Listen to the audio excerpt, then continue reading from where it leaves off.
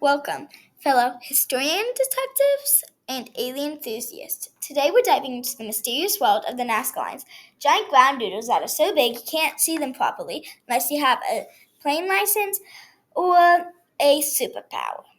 Located about 250 miles south of Lima, Peru, these gigantic scratch marks in the desert have baffled humans for centuries. Were they made by ancient artists with a flair for dramatic, or did aliens just really want to leave us a giant "Hey, we're friendly" sign? So, what are these Nazca lines exactly? Imagine a bunch of people going, "Hey, let's peel off the rusty red topsoil and reveal a lighter sand underneath." But instead of making a neat garden path, they made over 800 straight lines, some stretching over 30 miles long, and 300 geometrical shapes. And wait for it, around 70 giant animal and plant pictures. And no, they didn't have Photoshop back in the ancient Nazca culture, which thrived about AD 1 to 700. And maybe some other groups like Javelins and Percussons pulled off this massive landscaping job, but first crafting small models and then blowing them up into giant size.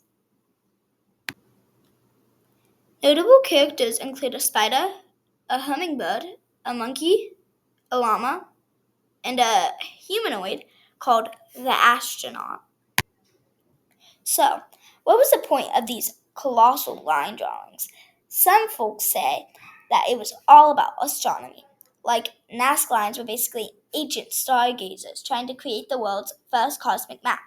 German archaeologist Mira Rechet spent 40 years obsessed with that theory, insisting that animals represent star constellations. Then there's a water ritual hypothesis. Because it is one of the driest places on Earth, water is basically an ultimate treasure. Maybe the giant drawings were some sort of rain dance, but on a mega scale, hoping to convince the desert gods to send some much needed showers. Later on, these lines even became pathways for religious pilgrims smashing ceramic pots like giant ancient rock concerts. And of course, there's always the entertaining alien theory. The Nazca lines were made by aliens. Sadly for the sci-fi fans, serious researchers have discredited that one. But hey, the idea of ancient aliens hanging out in Peru is pretty tempting, right? Now, why do so many people believe in the aliens had a hand or tentacle in all this? Now, picture this. Ancient humans living in a world with no Wi-Fi, no Google, probably no idea what a drone is. And they see this giant, inexplicable shape only visible from the sky. Naturally, a mix of fear, awe, and maybe a little bit of wishfulness kicked in. Maybe the Nazca people were like, if anybody's watching from the skies, please know we come in peace. And also, could you send some rain? It's like a Yelp review for extraterrestrials. Friendly locals here. Great water rituals. 5 stars. Plus, when you don't know what something is, aliens are the perfect placeholder blame. Like when your Wi-Fi is down and you have to blame the neighbor's cat. So, there you have it. Massive, mysterious, and downright impressive lines carved into the desert by humans with some patience and probably a whole lot of sandals. Were they cosmic maps, rain rituals, or just alien graffiti?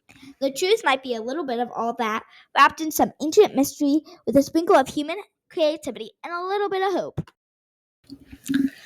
Next time you see a giant hummingbird etched into the stand, just remember those lines are original Earth art. Possibly a cosmic "Hey, it's safe here" message, or maybe just the biggest doodle in history. Either way, the Nazca lines keep us wondering and giggling at the aliens. Much might just be the ultimate art critics.